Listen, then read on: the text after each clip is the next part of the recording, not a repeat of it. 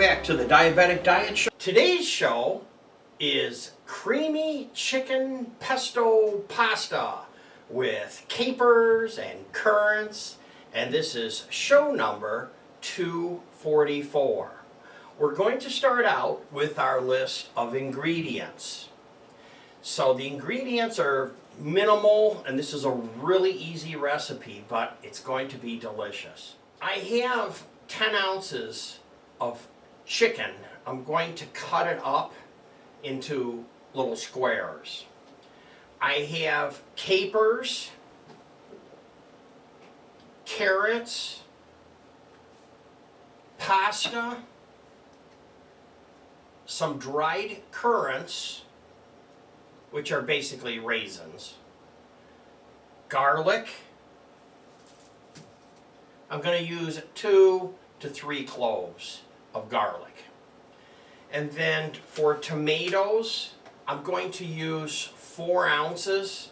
And you don't have to write all this down. It's on my website, by the way, jamestdds.blogspot.com. Also, while I'm thinking of it, in the lower right-hand corner is a subscribe button. Click on that and hit that bell so when I drop new videos, you'll get notified. I have in the ingredients tomatoes, carrots. I'm going to make a pesto sauce. And pesto is basil, pine nuts, olive oil, and some salt and pepper. Real easy. Put it in your chopper, chop like that. Look at that. It's all set. Now, we need to start combining our ingredients and get going here. So, I have a pan that's heating up, and I'm going to start with my carrots. And also, as an option, you may want to use some red pepper flakes. I'm not going to. I tend to shy away from the hot stuff. I like spicy, but I don't like hot. So I have everything all about ready to roll here. We're just going to make a little bit of room. Give me some elbow room here. Take a big carrot. Cut off the end. Take your peeler. Peel from the little end to the big end. That is the trick. That is the shortcut. Just like that.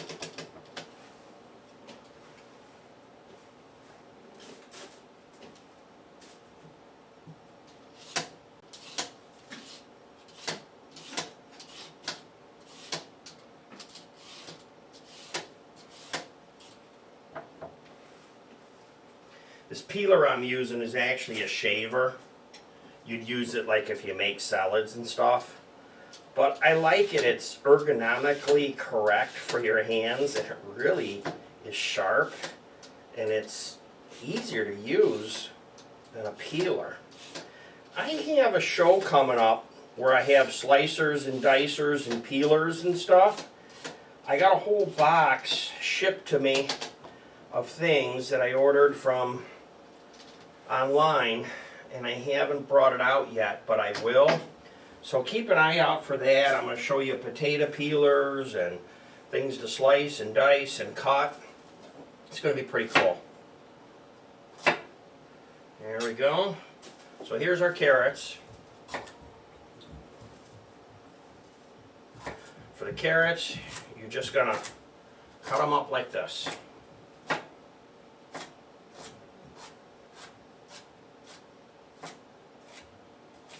This is a nice meal because it's fast. If you've worked all day and you need to make a fast meal for the family, this is a good one. One other thing you can do with stuff is you can always par cook stuff. So you could cook your chicken a day in advance, a morning in advance, 2 hours in advance. And of course, don't cook it all the way through. And you know, chicken, I cook my chicken to 170 degrees.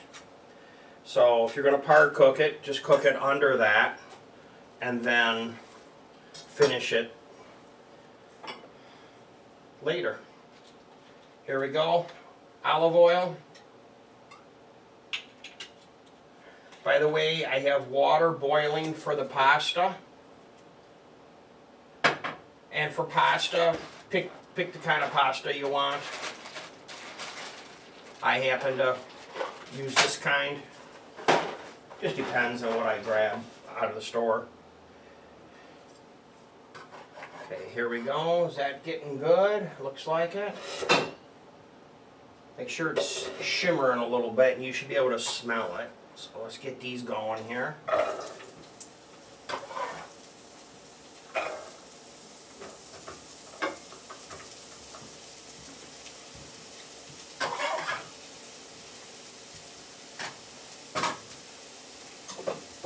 Now the pasta.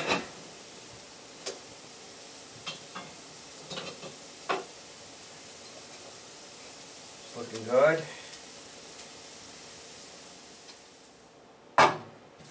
And then the garlic. Knock off the end.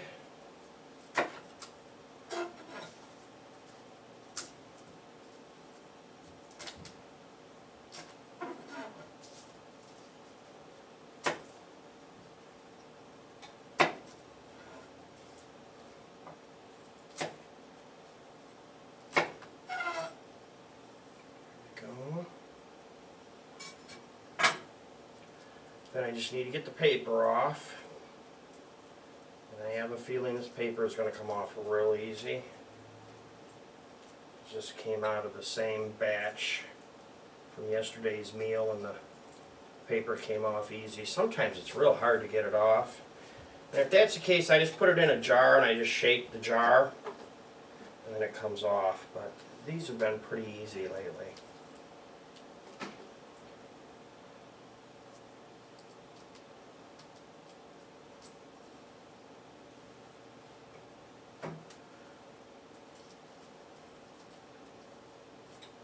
All part of cooking. Got to peel the garlic. Somebody's got to do it unless you can get Barb to do it. She's shaking her head no.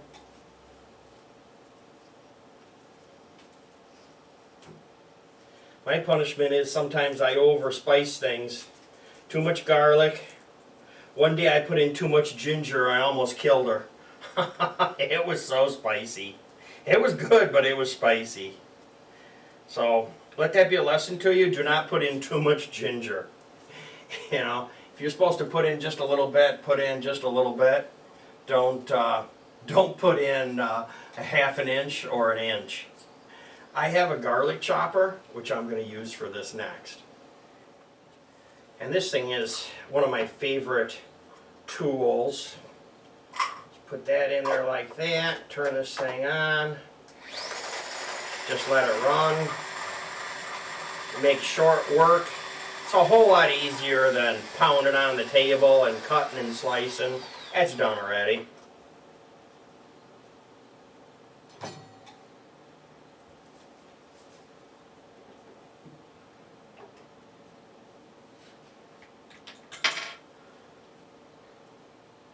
The tough part of this is it has some lips in it, ridges, probably to give it strength. It's a little hard to pull the garlic out of it, but as easy as it is to do this, I'm good with it.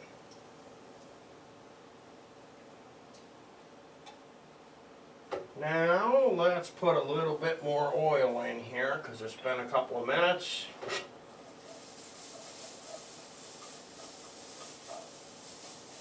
You don't want to overcook them. Whenever you put oil or something in a pan, you lower the temperature of the pan.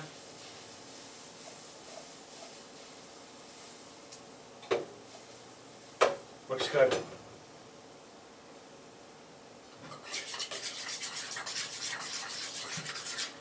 Need my tomatoes now. the tomatoes and the pesto has to go in here. So I am going to put the tomatoes in here. And I'm going to let them float a little bit on top of that pesto. And I'm going to give them a very light chop.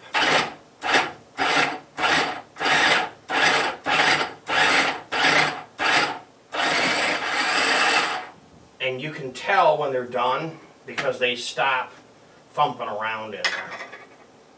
Now they're still chunky. I didn't turn it into tomato sauce.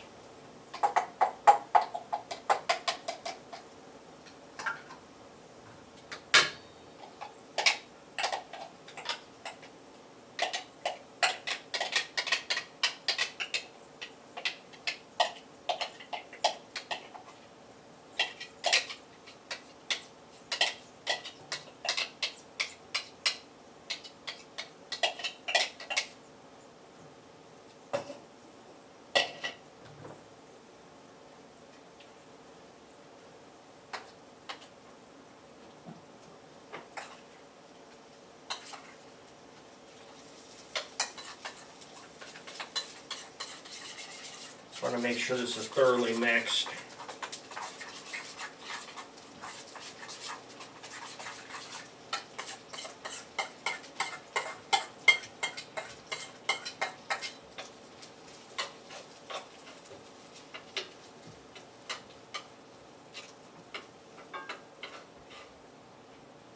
If you see anything in here you don't like, go ahead and just take it out.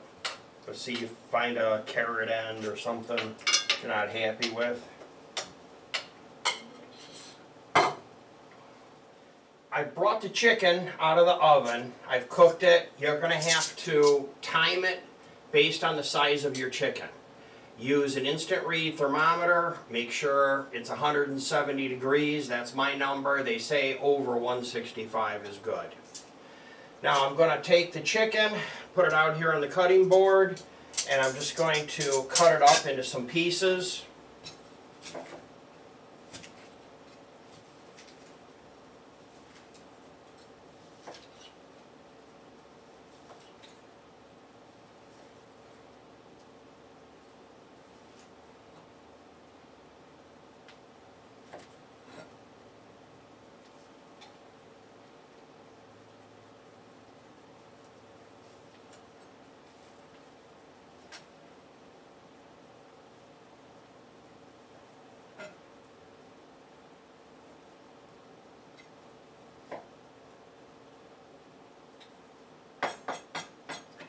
After cutting the chicken, I like to take and throw it into that bowl that I had, which had the pesto and the mayonnaise in it. Just like that. Put in your capers and your raisins. Give it a little bit of a shake. Put it in your pan. When you get it in your pan, you can move it around a little bit.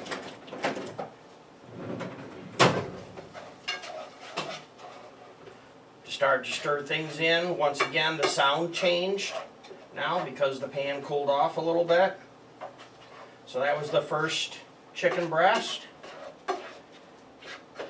This is Barb's. We always try Barb's and feed her first, and if she don't fall over, I know it's safe. She's only fallen over once or twice, so I've got a good record. Pasta's done, so that's sitting here cooling. Let's do this other chicken breast.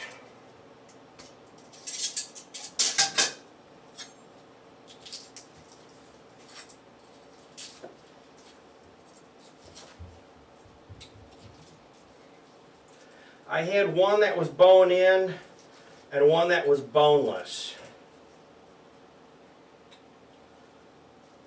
I just pulled these out of the freezer earlier today.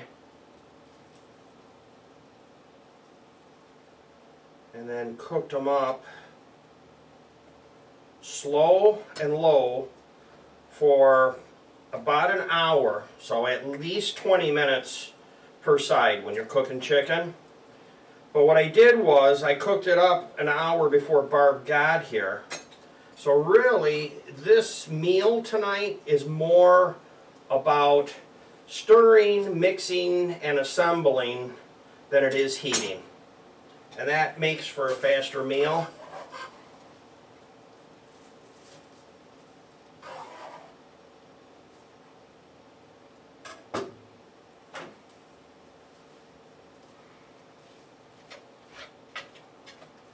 Looking good, smells good. I am driving my neighbors crazy. If you live in my condo building, you might have your mouth watering right now. Try to make some room here. I don't have a cleanup crew. I got to get my first 1,000 subscribers before I get a cleanup crew. So everybody, please subscribe. I want a cleanup crew. Bart says, please. I'm tired of cleaning up after him. We're pretty good. We have a system down after we get done cooking and eating. I try to do a lot of one-pan cooking. I try not to dirty every pan and dish in the place. It just makes for cleaning easier. And that's basically my story. Black pepper. Enough to kill Barb off. One time I put in too much. So, this is garlic sea salt. So, rumor has it that Barb went down to the sea and strained and dehydrated water to make this salt. I'm not sure if it's true or not. Here we go. This needs just a couple more minutes, and then when we come back, we'll be plating things up. Smells delicious and it's all done. Let's just go ahead and start plating this up. Give it just a little quick stir here just to freshen it up.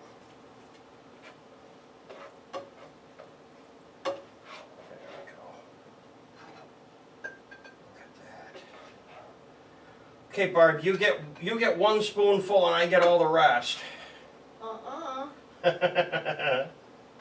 This is gonna be good. I'm calling Mom. Go tell Aunt Rhodey that the old great goose is dead. Or go shout it from a mountain or something. Here we go, folks. Looks good. Thanks for stopping by to join us. We'll see you next time. Goodbye for now.